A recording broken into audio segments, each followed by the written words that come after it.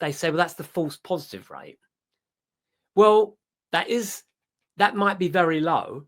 So there might be only a 1 in 100 chance that somebody who doesn't have the virus tests positive.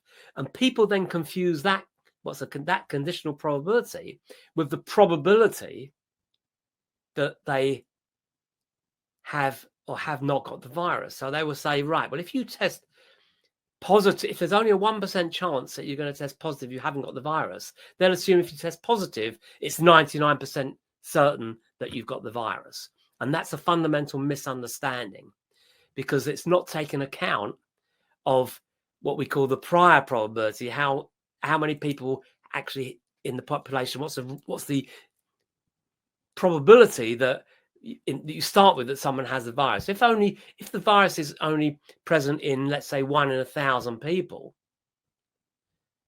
then even with that low false positive rate of 1 in 100, just imagine 10,000 people being tested.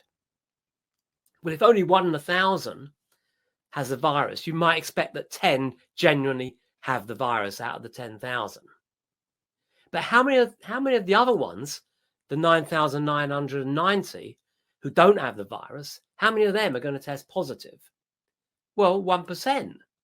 Well, that's 99 people. So you've got about 110 people testing positive, of whom only 10 actually have the virus. So the probability that you have the virus, given you test positive, is actually less than 10%. It's not 90.